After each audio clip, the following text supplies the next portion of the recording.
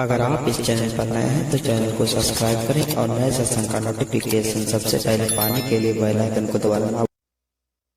यहाँ किस लिए आए हो? सबसे पहले यह है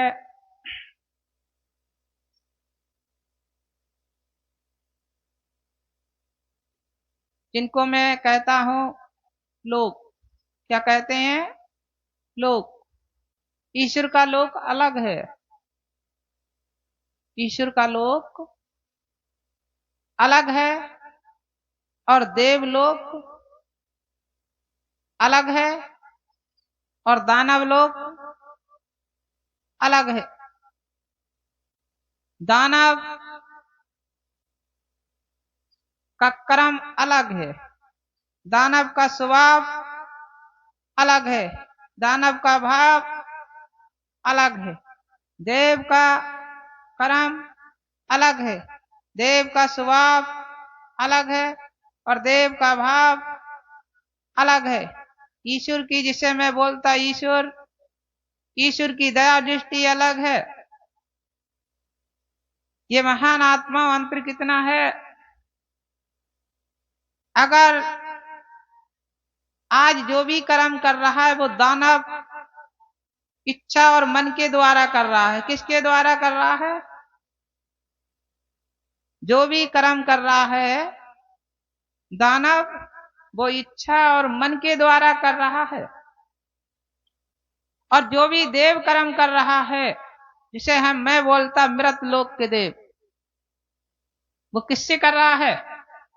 इच्छा और मन से कर्म कर रहा है। क्या ईश्वर के पास इच्छा है? क्या ईश्वर के पास मन है?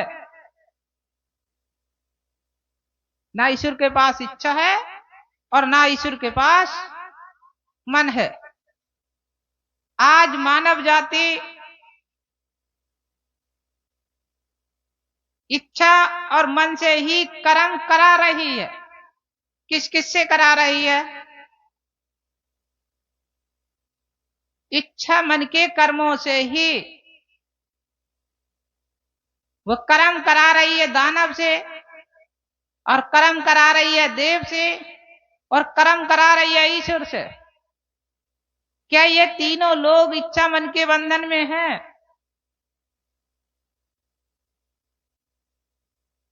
क्या तीनों लोग इच्छा मन के बंधन में हैं? क्या तीनों लोगों की इच्छा मन है?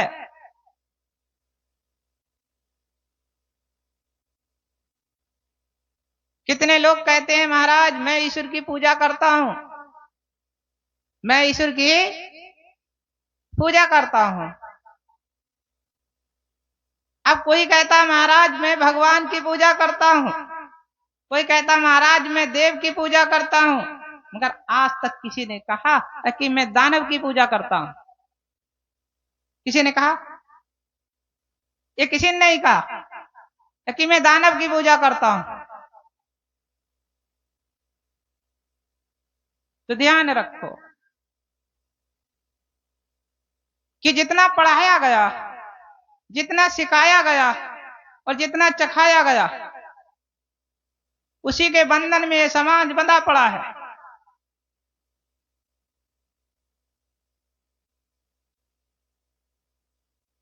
देखा है?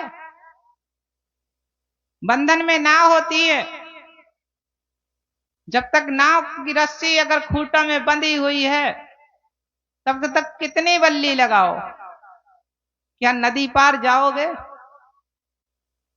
नाव नदी पार ले जाएगी? नहीं ले जाएगी।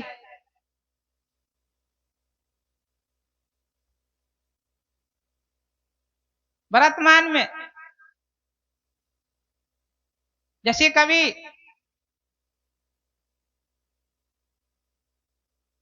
रैट का कुआं था, रैट, आज लोग नहीं जानते, पहले के जानते थे। उस रैट से बैल को बांध दिया जाता था। उस रैट के जब तक खोलोगे नहीं तब तक बैल पानी पी सकता? नहीं पी सकता। तो ये बंधन है। इसी प्रकार से मन बंधन, इच्छा बंधन और कर्म बंधन, आपने अपनी इच्छा किससे बांधी है?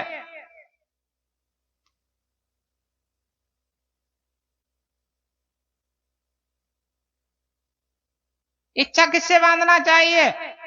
और इच्छा के स्वाद से किसको बांधा है? इच्छा के स्वाद से किसको बांधा?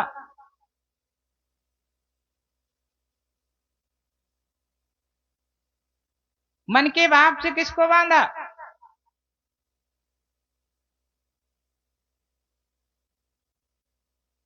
शब्द से किसको बांधा? तीन वस्तु है, एक स्वाद इच्छा का है, शब्द शब्द इच्छा और मन का मिक्स है, और भाव दोनों का। आपने जो भी बंधन बांधा है वो भाव से बांधा है, जो भी बंधन बांधा है वो शब्द से बांधा है, जो भी बंधन बांधा है वो स्वाद से बांधा है। अब आपका भाव कैसा है?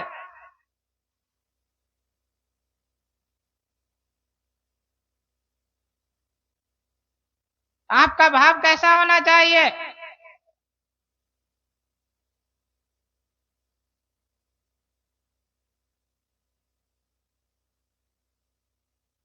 भाव स्वार्थी, भाव आपका स्वार्थी है और भाव आपका परस्वार्थी होना चाहिए। इच्छा आपकी स्वार्थी है, इच्छा आपकी परस्वार्थी होना चाहिए। शब्द आपका स्वार्थी है, शब्द आपका परस्वार्थी होना चाहिए।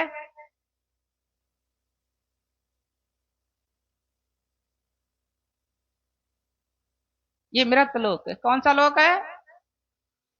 मृत लोक है। मैं एक बात पूछना चाहता हूं, आज इतने लोग यहां बैठे हुए हो, इतने लोगों को दुख का जो अनुभव होता है वो किससे होता है?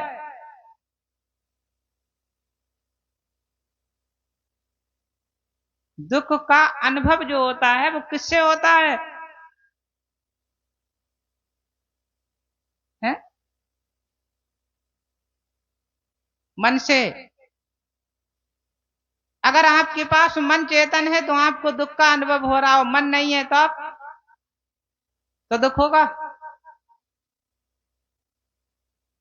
आपके पास मन है तो आपके पास दुख है। अगर दूसरे के पास मन है तो क्या सुख है?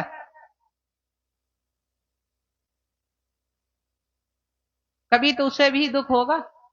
जो मन के दो रूप हैं, दुख और सुख।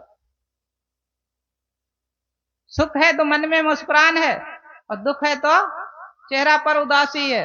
पता चलता आज खाना नहीं खाया, बेचारे ने खा तो लिया होगा, पता चलता आज नहीं खाया।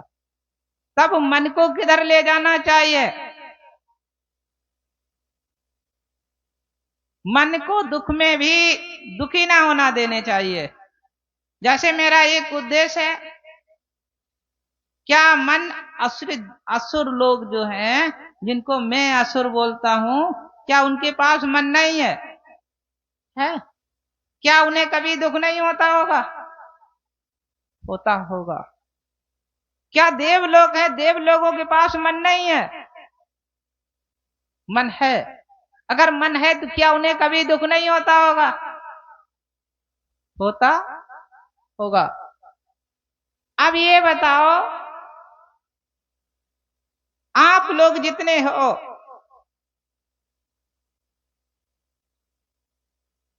आप दुखी हो, दानव दुखी है और देव भी दुखी है। तीनों के दुख का कारण क्या? तीनों के दुख का कारण क्या?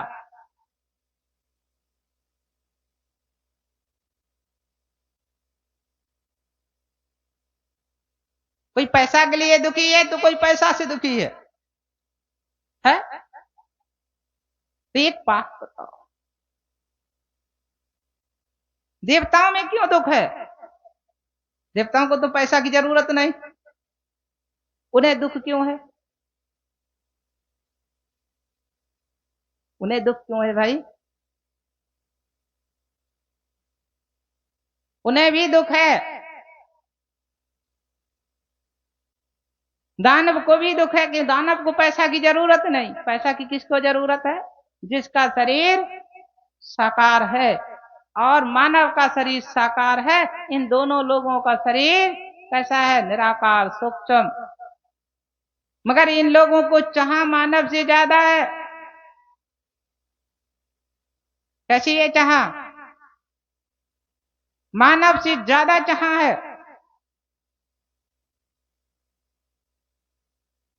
अब वो आपका सहारा चाह रहे, आप उनका सहारा चाह रहे, दोनों लोग कहां जाओगे?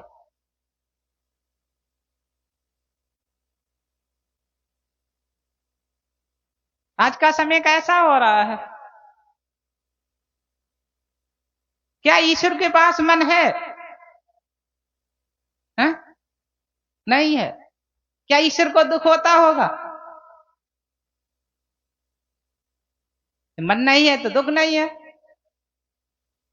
क्या ईश्वर चाह करते होंगे हमें बर्फी दो? अगर बर्फी नहीं दी तो दुखी होते होंगे?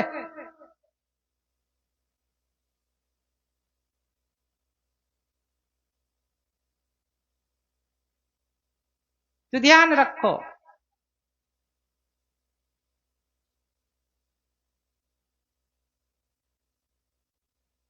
यहां लोग किस लिए आए हैं? सुख के लिए। किस लिए आए हैं? पहला उद्देश्य क्या है? सुख। पहला उद्देश्य है सुख। सुख को अगर देखा जाए, सुख कई रूप के सुख होते हैं। एक रूप का सुख नहीं होता है। सुख के कई रूप होते हैं और सुख कई रूपों का होता है। अब परम सुख कौन से रूप का है? तो आपकी जो रस्सी बंधी हुई है,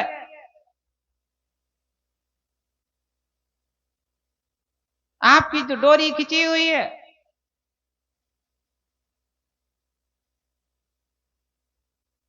तो देखा जाए,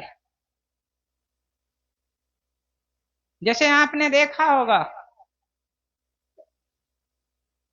नदी किनारे, आपने देखा होगा कभी कभी जाल लेकर लोग फेंकते हैं। कैसे फेंकते हैं?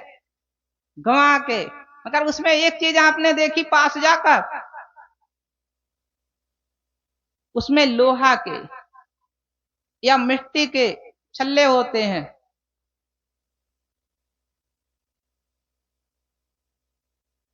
वो किस लिए होते हैं? नीचे बैठा दे एकदम। और दूसरी बात आपने देखी है, उस जाल में तो रस्सी बहुत होती है, मगर एक रस्सी हाथ में जरूर हो बंधी हुई होती है। फेंकने वाले की देखना, इस हाथ में रस्सी बंधी होगी। या वो रस्सी छोड़ दे तो क्या जाल उसे समेट मिलेगा? जाल नहीं समेट मिलेगा।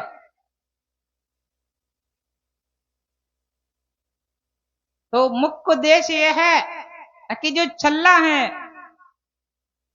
छल्ला पक्के होते हैं। जैसे आपने देखा अगर मिट्टी के भी उसमें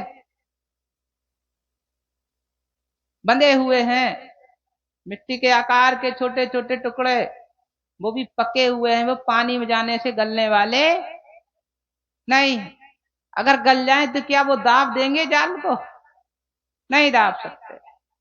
और डोरी एक मजबूत होती जो सब डोरियों का कनेक्शन करती है, वही हाथ में एक डोरी खींचने से पूरे जाल की डोरियां खिंच जाती है। इसी प्रकार से आपकी इंद्रियां ये छल्ले के समान है। इंद्रियां कैसी है? छल्ले के समान है। वो आपकी मन का भाव वो डोरी के समान है।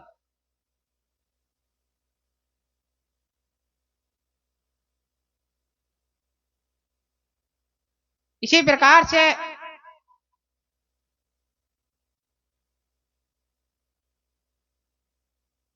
अब ये डोरी कहाँ बांधोगे? वो तो डोरी अपने हाथ में बांध लेते, आप अपनी डोरी कहाँ बांधोगे? क्यों, आपके तो मन की डोरी है ना, और इंद्रियां माने छल्ला है। इस डोरी को आपको बांधना पड़ेगा, नहीं जाल भी धार में चला जाएगा। अरे जाल फेंक दिया, डोरी ना बांधी तो रुकेगा या धार में चला जाएगा? धार में चला जाएगा। इसी प्रकार से इस डोरी को आप सूरज से बांध दो।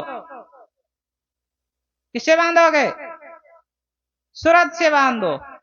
अगर सूरज से बांध दिया तो जाल फिर जाने वाला नहीं है। फिर आपके जो अवगुण रूपी संस्कार हैं, जिनको मैं बोलता, वो कहते हैं जाल में मछलियां बसती हैं, मैं कहता हूं संस्कार हैं। वो संस्कार सब जाल में फंसकर आ जाएंगे और उनको आप बाहर निकाल के डाल दोगे तो वो सूख सूख कर रह जाएंगे। आपके ध्यान रखना, इच्छा के लिए और मन के लिए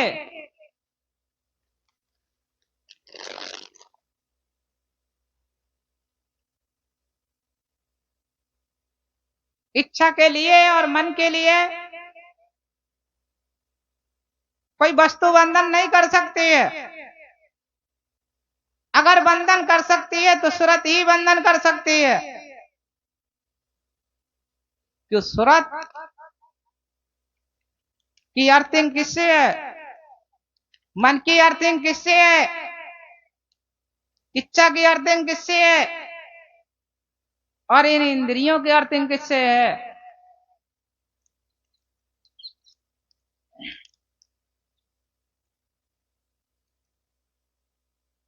आपके लिए तीनों वस्तु दुख देने वाली हैं। इंद्रियां भी दुख देने वाली हैं, इच्छा भी दुख देने वाली है, और मन भी दुख देने वाला है। और तीनों को आपने बस में कर लिया। अगर आपने तीनों को बस में कर लिया, कैसे करोगे? एक यहां है, एक वहां है, और एक वहां है। ये तीन वस्तु है, एक दो तीन, और तीनों का मालिक कौन है? जो वो बहुत दूर चल रहा है। अगर उसे रोक दिया जाए तो क्या चलते रहेंगे? नहीं चलेंगे ना।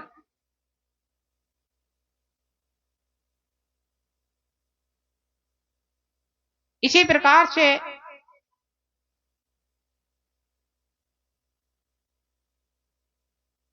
इंद्रियों के संपर्क में कौन है?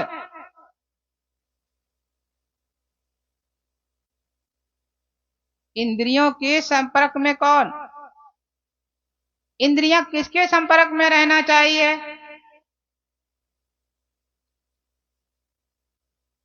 आपकी इंद्री है और इंद्री अलग है और ऊर्जा अलग है।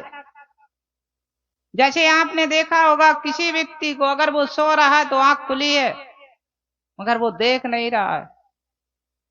आंख खुली है, अब वो देख नहीं रहा है। आपने देखा होगा नाक सांस ले रही है, वो सूंघ नहीं रहा है। एनर्जी है, ऊर्जा है, शक्ति है। सो रहा है, कान खुला है, वो सुन नहीं रहा है। इसी प्रकार से वो एनर्जी कहां गई है? वो एनर्जी कहां गई? जो कान नहीं सुन रहा है, कान का जो पर्दा था वो तो है, वो कहीं गया थोड़ो। आंख का जो, जिसे मैं आकृति बोलता, आकार है आंख का, वो तो है, वो कहीं नहीं गया। मगर जो था वो नहीं है, वो कहां गया?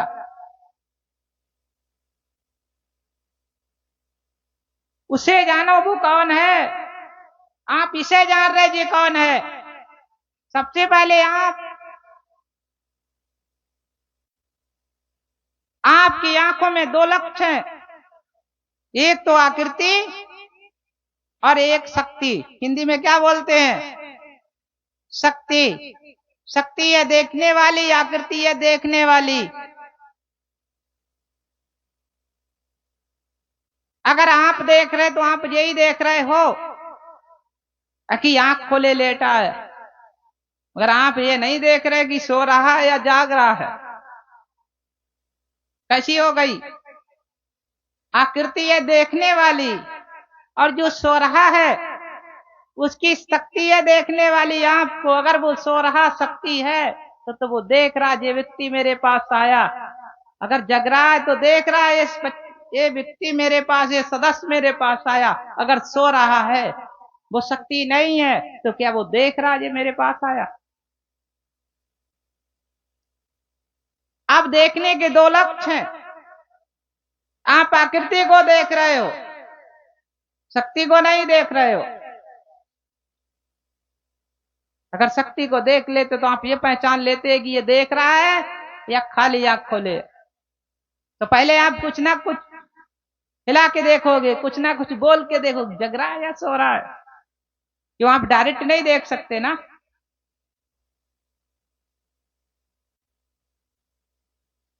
इसी प्रकार से अब आपने इससे जो तैयार किया उसमें कितनी शक्ति है?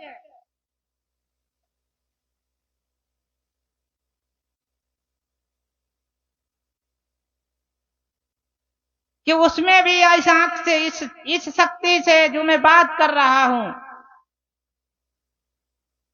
इस आंख की शक्ति से साकार व्यक्ति को देख सकते हैं कि चोर आ गया है या साहूकार आ गया है, मेरा शत्रु आ गया है या मित्र आ गया है। मगर अगर किसी का स्वरूप है, उसमें देख सकते हो इस दृष्टि से इसमें कौन सी शक्ति है। क्या देख सकते हो? कितने लोग देख सकते हो? उसमें कौन सी शक्ति है? जैसे माता और पिता, बाबा और दादी का अगर स्वरूप टंगा है, किसी देव का स्वरूप टंगा है, रखा है, तो क्या उस शक्ति, आंख की शक्ति से देख सकते हो इसमें कौन विराजमान है? देख सकते हो? नहीं देख सकते हो ना। अब आप कहां पर पहुंचे हो? आप तीसरी मंजिल पर पहुंच गए हो।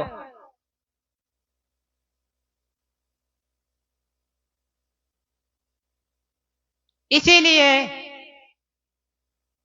आप ये भी नहीं देख सकते ये बोलने वाला है या नहीं, ये सुनने वाला है या नहीं, ये देखने वाला है या नहीं। तो इसे देखो, जो शक्ति जहां जाती है उसे देखो, वो देखने वाला है। वो कहां है? वो सूरत है, वो हमारी दिव्य दृष्टि है, वो हमारी ज्योत शक्ति है। मगर वो यहां नहीं है जहां आप पकड़े बैठे हो। उसकी पिंड से रचना नहीं हुई है, उसकी पिंड से रचना नहीं हुई है, आपकी पिंड से रचना हुई है। तो आपकी आंख पिंड से रची हुई है, मगर वो दृष्टि पिंड से रची हुई नहीं है। इसलिए वो आ रही जा रही है।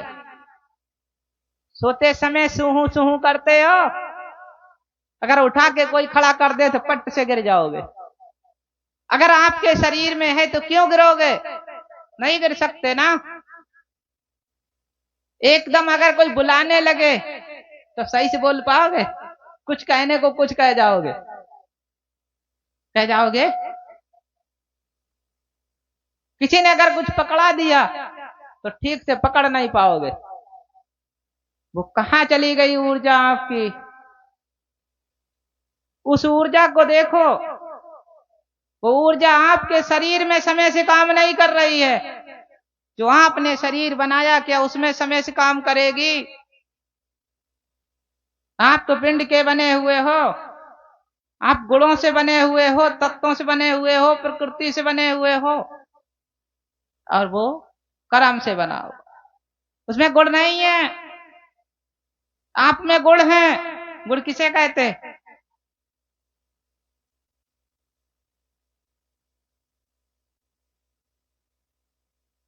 रज तम सत। अगर कोई मूरत है तो उसमें रज तम सत है, हैं? आप में 3 गुण है बराबर, रज तम सत, और उसमें कई गुण है? तीनों नहीं है, एक। बड़ा कौन? 3 गुण वाला या 1 गुण वाला?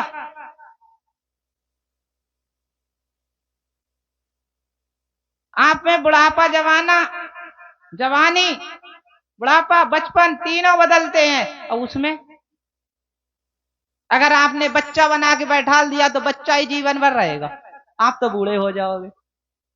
सही है। अगर बुजुर्ग जवान बना दिया तो वह जवान ही रहेगा, चाहे 1000 वर्ष से क्यों ना बीत जाए। अगर उसे बुढ़ापा बना दिया तो वह बूढ़ा ही रहेगा, चाहे 500 वर्ष से बीत जाए।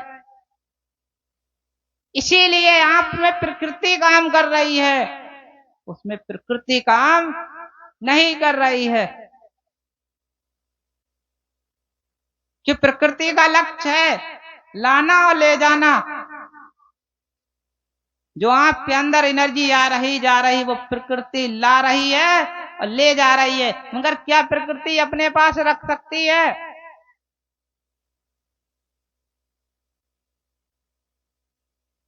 नहीं रख सकती। कि कोई भी खजाने का मालिक होता है तो उसका लाने और ले जाने का कर्तव्य होता है। जैसे आपको मैं उदाहरण देता, कोई भी अगर है यहाँ तो गलत मत मान लेना, कोई अगर कैशियर है तो भाई उसे एक तरफ मिला और एक तरफ उसने दे दिया, बाद में क्या वो जेब में ले जाएगा? उसका रखने का अलग ठिकाना मुकाम है, जिसे बोलते तिजोरी में रख देगा। इसी प्रकार से प्रकृति अपने मतलब भरे को अपने पास रखती है, बाकी निज गुण को दे देती, ले जाओ। क्यों? आपकी ऊर्जा, आपकी शक्तियां, आज तक आप भटकते घूमते हो, भटकते रहोगे, भटकते रहे और भटकते रहोगे। शक्तियां कितनी है संसार में?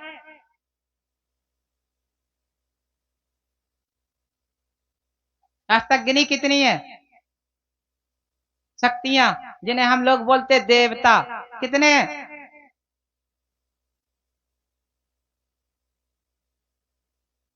हैं? 33। 33 में राम नहीं है, 33 में कृष्ण नहीं है, 33 में हनुमान नहीं है। ठीक है। 33 देवी देवताओं में न कृष्ण भगवान है, न राम भगवान है, न हनुमान भगवान है, न बर्बरिक भगवान है, न जाहर बाबा है, न नाहर बाबा है, न चट्ट देवी मैया है।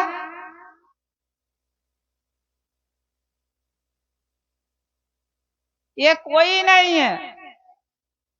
क्यों? मैं इसलिए कह रहा हूं कि 33 कोट देवी देवताओं की रचना सतयुग में वेद बना, तब दर्शाया गया। वेद तो आज नहीं बना, वेद में कुछ बदला तो नहीं। जब वेद बना तभी रचना की गई कि 33 कोट या 33 करोड़ देवी देवता हैं। और सतयुग में न राम थे, न कृष्ण भगवान थे, न हनुमान थे, न जाहर पीर थे, न नाहर वीर थे, न जखई थे, न महमदा थी, न मरी थी, न रापा थी, न लड्डू गोपाल थे, न कन्हैया महाराज थे, कोई नहीं था। अब तो सभी लोग हैं, और सभी लोग होने के बाद दैया चाल इतना है कि मुझे पता चलता है कि संवरना मुश्किल लोगों को।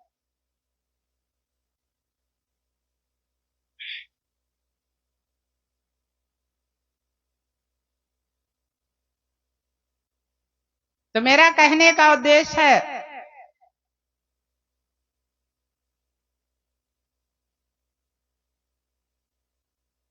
प्रकृति एक वृक्ष है। प्रकृति क्या है? एक वृक्ष रूपी शक्ति है। आपने देखा होगा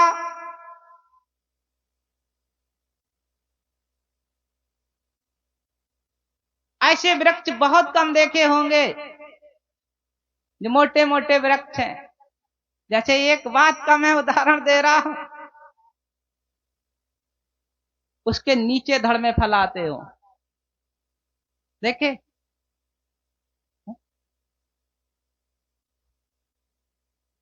जैसे महुआ महाराज के पैर छुए जाते हैं, तो जमीन से नीचे वाले जड़ में कोई पैर छूता है या फल लगने वाली फुंची में पैर छूता है?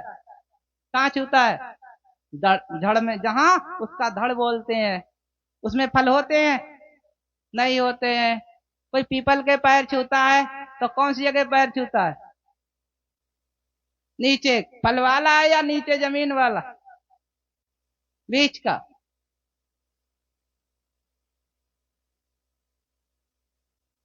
है?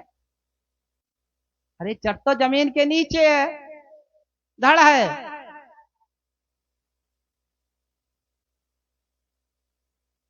जड़ तो नीचे है और फुंजी ऊपर है। अब पैर कहाँ छू रहे हो? जहां फल नहीं है।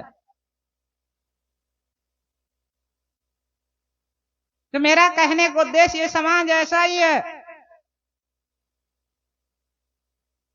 कि वो नशा का पूज रहा है ना जड़। अब किसको पूजोगे?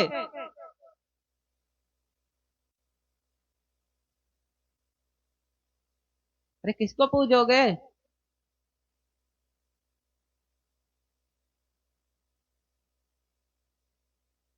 हैं?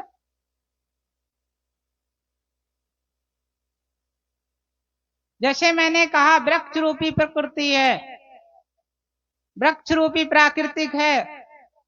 अब प्राकृतिक की जड़ कौन? जड़ है निज गुण, शून्य और महाशून्य। कौन है? जैसे आप बैठे हो, कोई भी सदस्य बैठा है, शून्य और महाशून्य कहते हैं इससे ऊपर है। इतने मस्तक से यहां शून्य और महाशून्य है। इसके बाद ये शरीर है जो क्या है? धड़। शरीर है धड़, और शाखाएं हैं पैर और हाथ, नाक और कान। क्यों? नाक भी ऊंची है और कान भी ऊंचा है। कान तो खाली ऊंचा है मगर उसमें एनर्जी सुनने की नहीं है, ऊर्जा सुनने की शक्ति नहीं है, तो कान कैसा है? जैसे सूखा हुआ वृक्ष। और फल माने जैसे आंख में दृष्टि हो, शब्द जीव में सही स्वाद हो, अंदर से सही आवाज आती हो, कान में सुनने में आनंद आता हो, आंख में देखने में आनंद आता हो और नाक में सूंघने में आनंद आता हो, ये है फल। अब किसकी पूजा करोगे?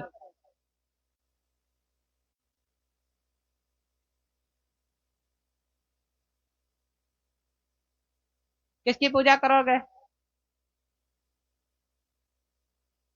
आंख की, कान की, नाक की, जीभ की, या हाथ की, पैर की, या खाली आकृति?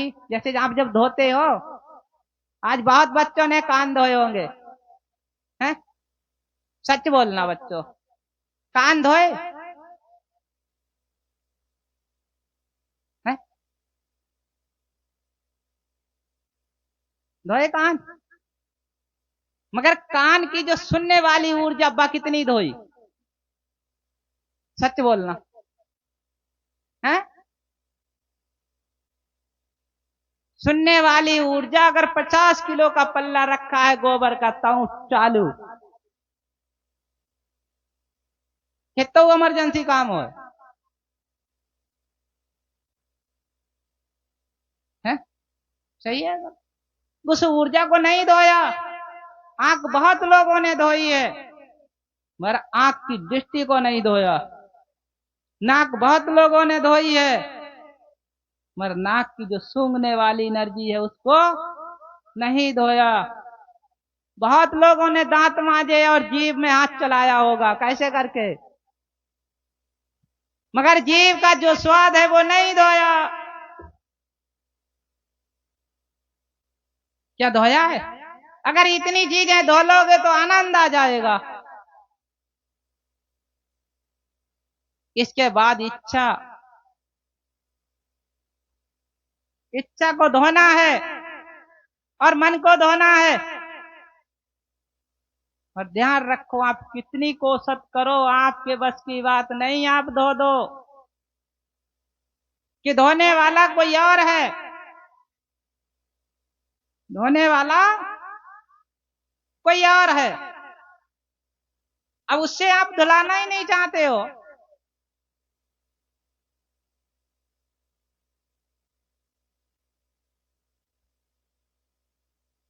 इतना सब कुछ होता जा रहा है, सब कुछ होता जा रहा है। ना कोई इंद्रिय धोना चाहता है, ना कोई द्वार धोना चाहता है, ना कोई इच्छा धोना चाहता है, ना कोई मन धोना चाहता है। ध्यान रखना कि जब तक आपका मन नहीं धुएगा तब तक आपका तन नहीं धुएगा, और जब तक आपका तन नहीं धुएगा जब तक आपकी इच्छा और इंद्रियां नहीं धुएंगी। इसलिए मन को कौन धोने वाला है?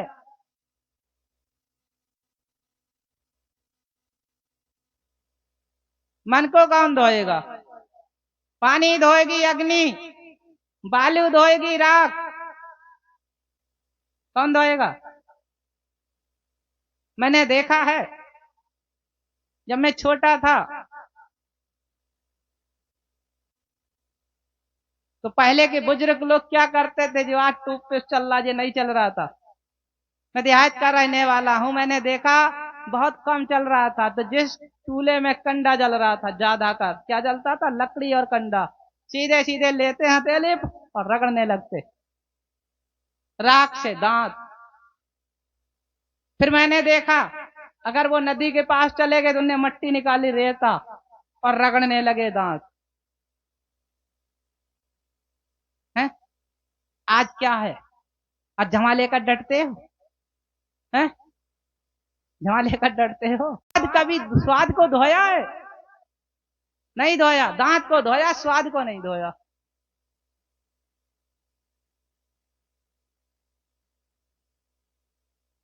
सूरत किस संबंधित है? मन किससे संबंधित है?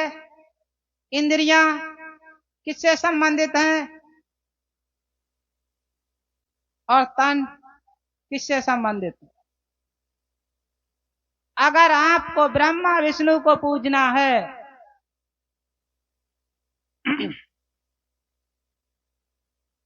कहते हैं ब्रह्मा विष्णु महेश, अगर ब्रह्मा विष्णु महेश को पूजना है तो प्रथम पूजा कैसे होगी उनकी?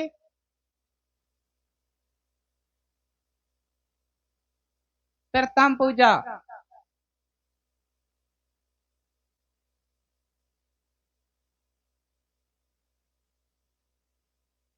अब लोग सोचते हैं कम से कम तो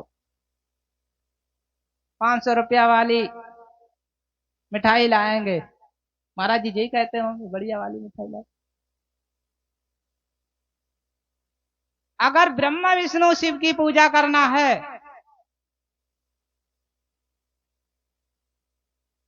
तो कैसे पूजोगे?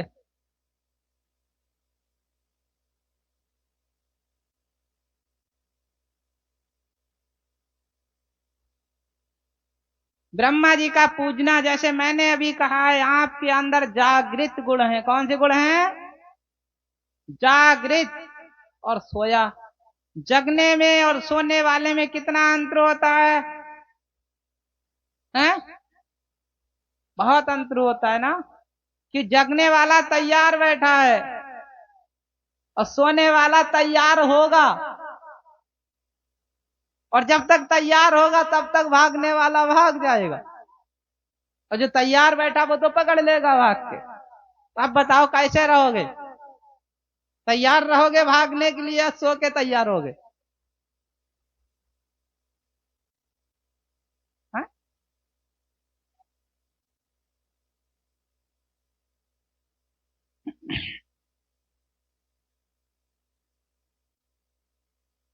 मेरा कहने का उद्देश्य है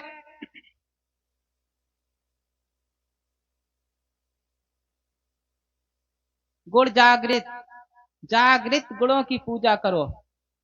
जैसे आपके अंदर सबसे पहले कौन से गुण जागृत होना चाहिए? 3 गुण है, तम रज सत। जागृत गुण कौन सा अगले होना चाहिए? हैं? कौन से गुण को अगले जगाओगे?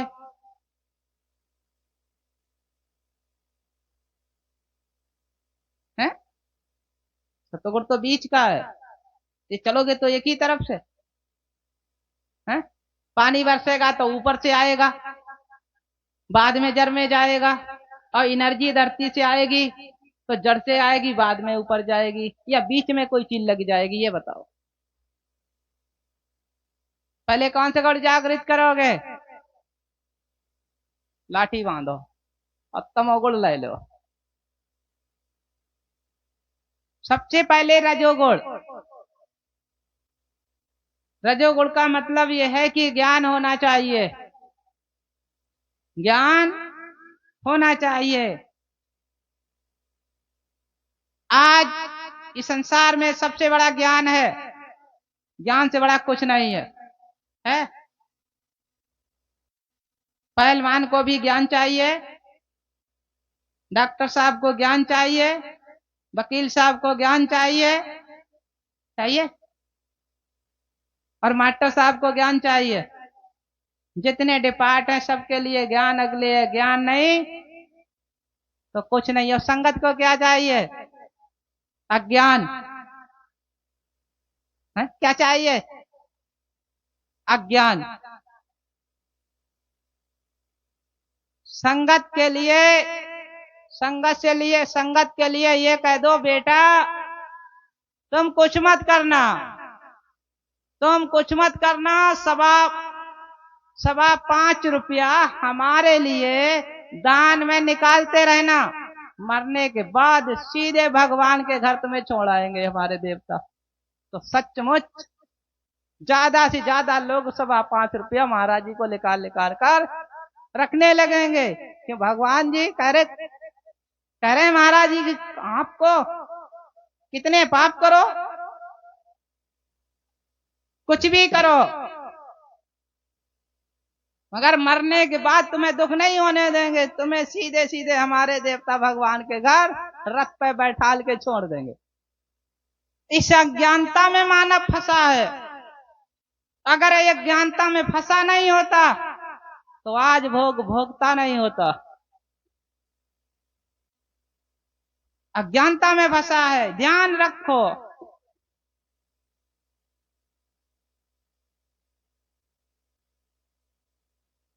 प्रकृति का नियम है, आपने देखा होगा,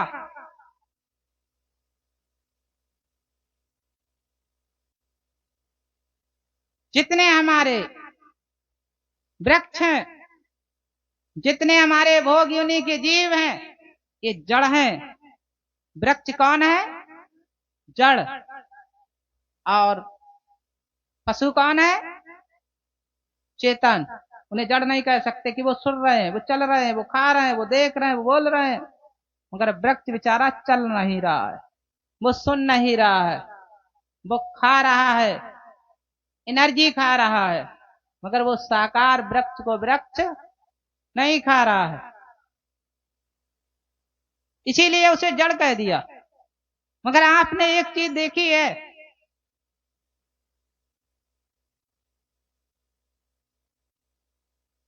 अगर आप फागुन से और चैत तक, लाट चैत तक, कोई भी इसमें होशियार विद्वान हो, वो एक मशीन ले आया स्प्रे करने वाली, और रोज ठंडे ठंडे पानी की स्प्रे करे। क्या पीपल पतझड़ नहीं लेगा? बोलो, हैं? नहीं, रोज स्प्रे करोगे, रोज पानी का फुब्बारा लगाओगे, क्या पतझड़ नहीं लेगा? लेगा। क्यों? उस प्रकृति को आप नहीं रोक सकते। वो कौन कर रही है? प्रकृति। आप किसी वृक्ष पर रोज पानी और खाद लगाने लगो, क्या वो समय से पहले फल देगा? हैं? नहीं देगा। और समय से पहले उस वृक्ष के लिए रोज तपाओ अग्नि से, कहो महाराज फल पका दो, क्या पक जाएगा? तो आज लोग कर क्या रहे हैं? उस वृक्ष को तपाने के बाद फल पका रहे हैं, अब फुब्बारा लगा रहे हैं। ये पतझड़ नहीं लेगा, पतझड़ नहीं लेगा। धोखा मत खाओ, अज्ञानता में मत जाओ।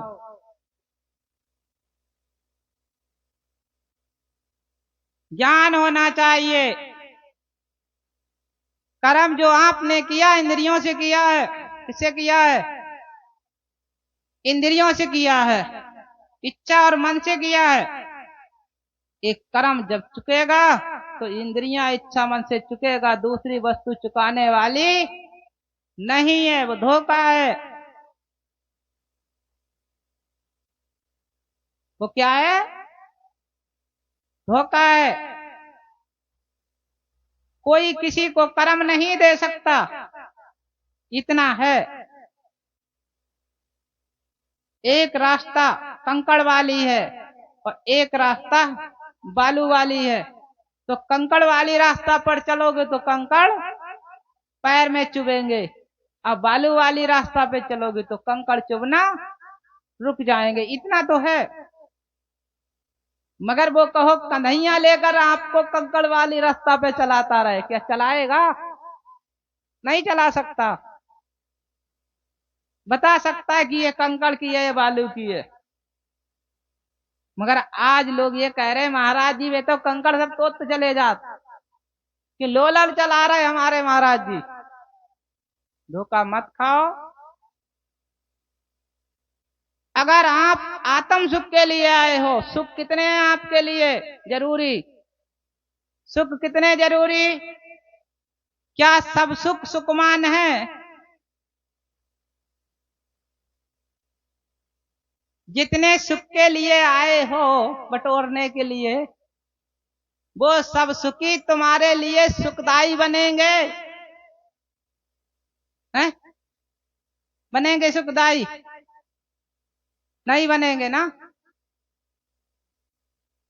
तो आप पहचान करो कितने सुखदाई सुख बनेंगे, कितने दुखदाई सुख बनेंगे। पहचान ही नहीं है। परम सुख आत्म सुख है। परम सुख कौन सा है? आत्म सुख। आपका एक इंद्रियों का सुख, इंद्रियों का सुख कब तक रहेगा? इंद्रियों का सुख कब तक रहेगा? जीवन भर नहीं रह सकता। जब तक शरीर है तब तक इंद्रियन का पूरा सुख नहीं मिलता है। शरीर के बाद में इंद्रियों का सुख आता है, और शरीर जाने से पहले भी अगर पूरी अवस्था आपकी होगी तो शरीर जाने से पहले इंद्रियों का सुख चला जाएगा। चला जाएगा। आंख बचपन में होती है, किसी बच्चे को 1 महीना 15 दिन वाले बच्चे को देख लो, उसकी आंख है। मगर आंख है, उस आंख में वो दृष्टि नहीं है जो दृष्टि होना चाहिए कि जे मेरे पापा आ गए और जे कोई दूसरे भाई आ गए। बच्चा नहीं पहचानेगा। आवाज है, मगर वो आवाज नहीं है कि आ जाओ, रोएगा खाली। आवाज तो है, रो रहा। इसी प्रकार कान तो है, जब उसकी आज्ञा करोगे लल्ला और पीछे से करके देखिए लला चांद घाई, तो सुनेगा लला? नहीं सुनेगा ना, कान तो है। जब बुढ़ापे की अवस्था आती है तो आंख घाई जाने पर तक का कह रहे ताऊ, बढ़ के आओ अगले। कान की डिट्टी चली, ऊर्जा चली जाती है, आंख की डिट्टी चली जाती है, मुंह के दांत चले जाते हैं, आवाज बदल जाती है। ये तन से बाद में आई और तन जाने से पहले चली गई। इसी आनंद के पीछे समाज पड़ा है, इसी के तो पीछे पड़ा है। इनका जिससे संपर्क है, क्या वो आनंदकारी है?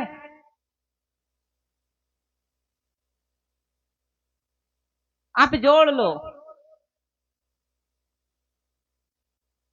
हाँ, आपको भैंस से बहुत प्रेम है, भैंस से बहुत प्रेम है, और प्रेम बहुत प्रेम हो और अंधेरी रात में जाना, अब पीठ पे चमकारना, भैंस क्या करेगी? है कहेगी आ जाओ, जी कहेगी। फिर मैं दूसरी बात का उदाहरण दे रहा हूं।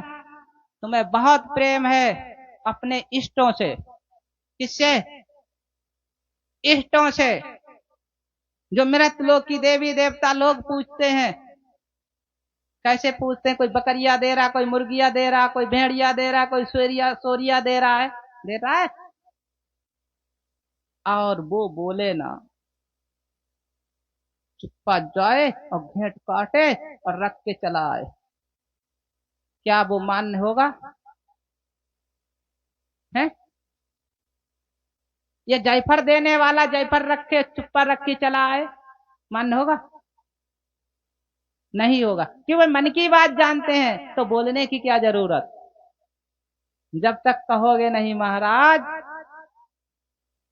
ग्रहण करो, क्षमा करो, अब कहीं हो गए हकले तो क्या करोगे? तो क्या कहोगे? महाराज कहोगे कि नाराज कहोगे?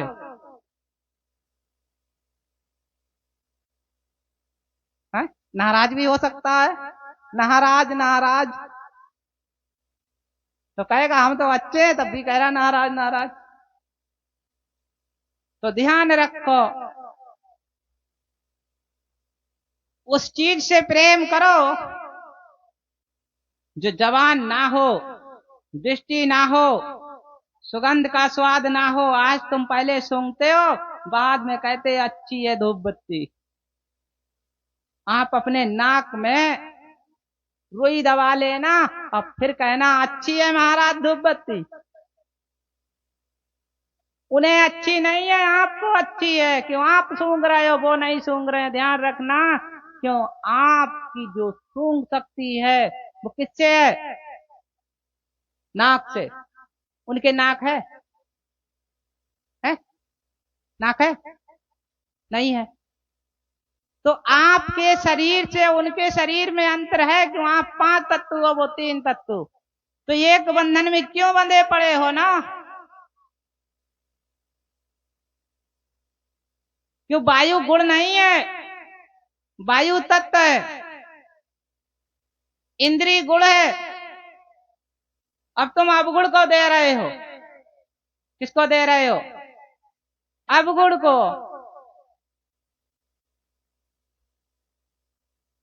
आप कितने नीचे पहुंचे हो?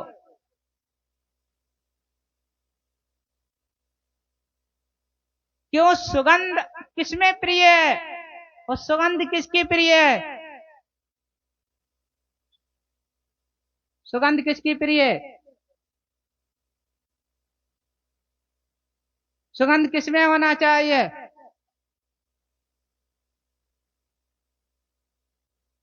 शब्द में। शब्द सुगंध से अच्छा लगे, कितने बढ़िया भैया। प्रेम से बोलोगे, नम्रता से बोलोगे तो आपकी धूप बत्ती काम नहीं करेगी, जो काम प्रेम करेगा। किसी के पास धूप बत्ती लगा देना, कहना ले सूंघ, तो बस सुगंध रहेगी, ये गंध हो जाएगी। तो आप क्या कहते हो जब धूप बत्ती लगाते हो? तो सूंघो, क्या कहते हो? क्या कहते हो? खाने के काम में आती है, सुगंध सुगंध के काम में आती है, अच्छे के काम सुंदरता के काम में आती है। बहुत माता बहन ने कहा तो महाराज जी धूप बत्ती खाए लो, कब वो थोड़ा टुकड़ा खाए के देखिए आप। अच्छा, किसी ने खाया है प्रसाद? सब प्रसाद खा लेते हो तो धूप बत्ती गिरा कर बच्ची भी खा ले हो, वो भी तो प्रसाद है। अच्छा, कितने लोगों ने खाई धूप बत्ती की राख? हैं? खाई होगी, बताते नहीं। ये तांत्रिक लोग क्या करते हैं, धूप बत्ती की राख भी बबूत में मिलाकर दे देते हैं, ले जाओ बेटा इसे खा लेना, और खवाते हैं।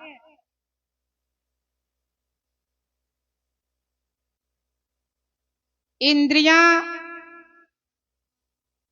ज्ञान, इन इंद्रियों में ज्ञान शक्ति बढ़ाओ। ज्ञान शक्ति को मैंने कहा रजो, रजो माने ब्रह्मा जी। इन इंद्रियों में इच्छा और मन, इंद्रियां और द्वार कितने हो गए? 4।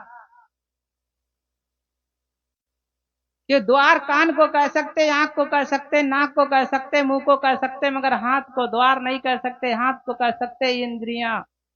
इंद्रियां और द्वार, इन्हें सबसे पहले ज्ञान होना चाहिए। दूसरा, अब क्या ज्ञान होंगे यहां से यहां तक? सुनने का ज्ञान, देखने का ज्ञान, सूंघने का ज्ञान, बोलने का ज्ञान, पकड़ने का ज्ञान और चलने का ज्ञान। क्या ज्ञान हुए हैं? 1 2 3 4 5, 7वां और ज्ञान है।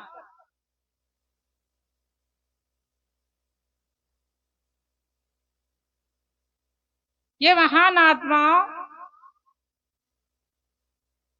अगर इन्हीं के ज्ञान हो जाए तो परम सुख हो जाएगा। सुख नहीं, परम सुख हो जाएगा। इनका ज्ञान नहीं है।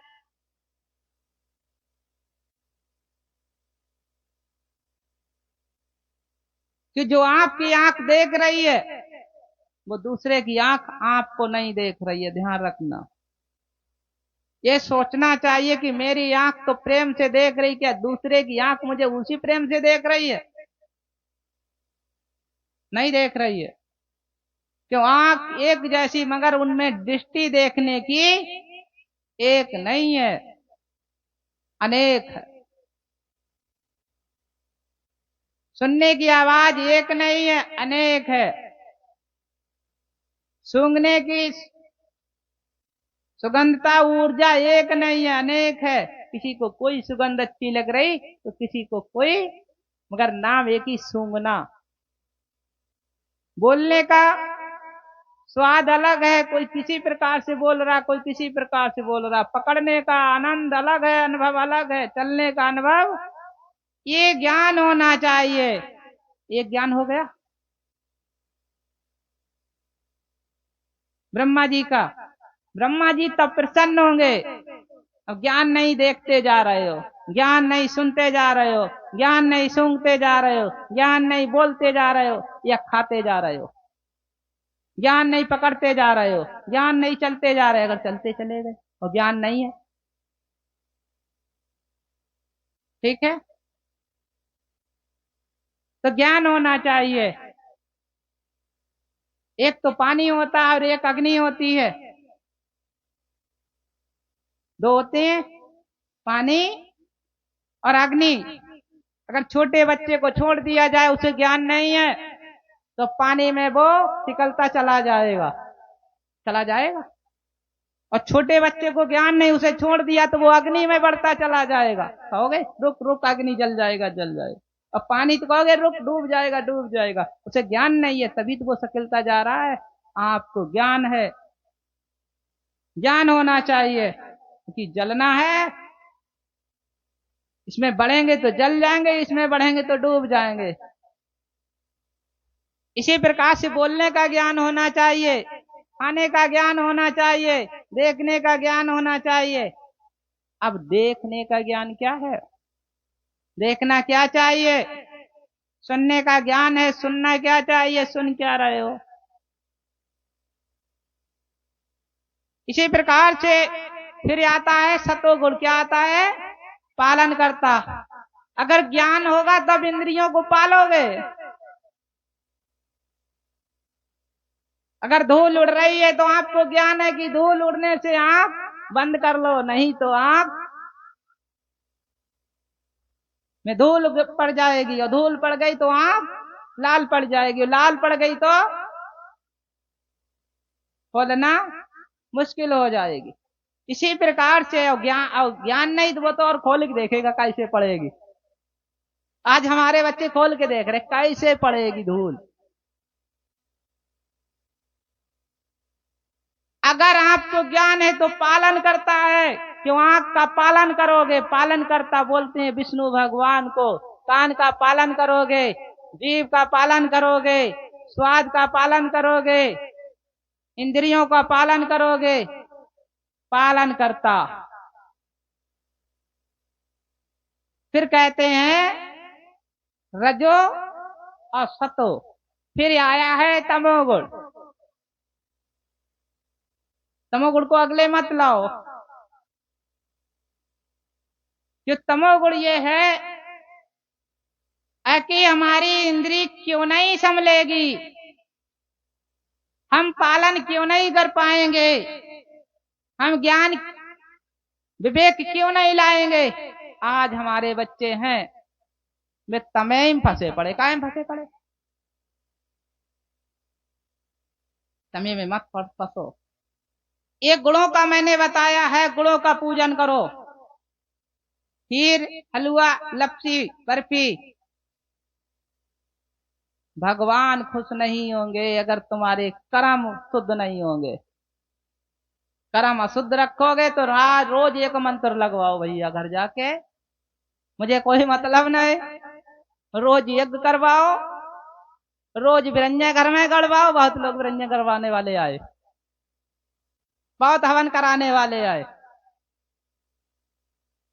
इसी प्रकार से ये गुण हैं। तत्व माने शरीर, तत्व का पालन करता। तत्व का पालन करता कौन? इंद्रियों के पालन करता भी मैंने बताया ज्ञान, और तत्व का पालन करता कौन? इच्छा और मन। अगर आपने बहुत सोच शक्ति बैठा ली, आप बैठा लो, अभी कोई भी व्यक्ति कितना कम शरीर से ताकतवर है, वो सोचने लगे सुबह शाम दोपहर को मर जाएंगे बचेंगे नहीं, मर जाएंगे बचेंगे नहीं, तो उसका शरीर कैसा होगा? 8 दिन में कैसा होगा?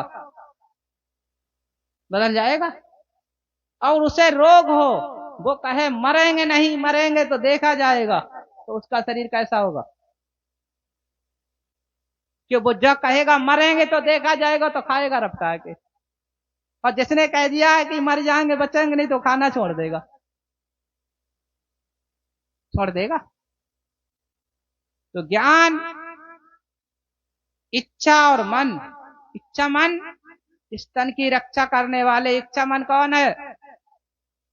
प्रकृति और प्राकृतिक। इच्छा मन से ही ये शरीर हमारा और सबका चल रहा है। इच्छा मन से ही संसार के देवी देवता चल रहे हैं। ध्यान रखना, 33 कोट देवी देवता प्राकृतिक और प्रकृति से नीचे हैं, ऊपर के नहीं है। फिर आपकी बची है जड़, जो इच्छा मन तन इंद्रियां द्वारों को धोकर चली जाएगी। वो जड़ है, वो बैठती है यहाँ। कहाँ बैठती है? यहाँ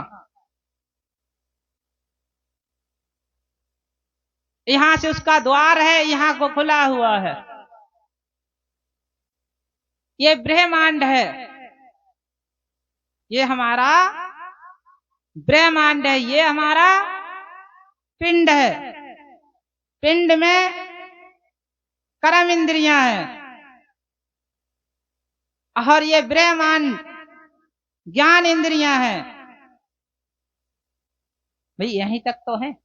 अगर किसी को यहाँ बेचारे को इतना शरीर बांध के बैठा दिया जाए, ढाक दिया जाए, तो वो ज्ञान सुनेगा, वो देखेगा?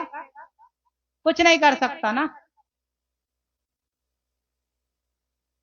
हाथ, पैर, कान, नाक, ठीक है, ये ले जाने वाले हैं इच्छा के पास और मन के पास।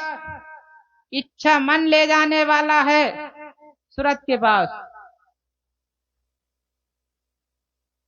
इच्छा मन ले जाने वाला है सूरत के पास। ध्यान रखना, खाली तन को मत ढो, तन किसी काम का नहीं। तन लोग क्या करते हैं भैया?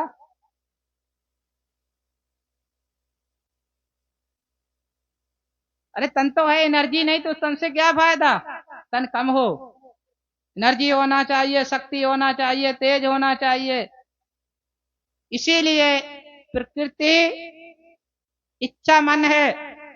अब तुम्हें जाना है सूरत, सूरत सत्य ब्रह्म की है, प्रकृति ओम और आसक्ति की है। तत्व जो मैंने कहा, तत्व माने जो शरीर है वो 5 तत्वों का है। इसके द्वार इंद्रियां गुणों के ब्रह्मा विष्णु महेश के हैं। कहते हैं सरस्वती कहाँ निवास करती है? यहाँ। कहाँ? और आज शक्ति कहाँ निवास करती है? यहाँ। और शंकर जी कहाँ निवास करते हैं? यहाँ। कितने लोग बैठे हैं यहाँ? और यहाँ कितने लोग बैठे?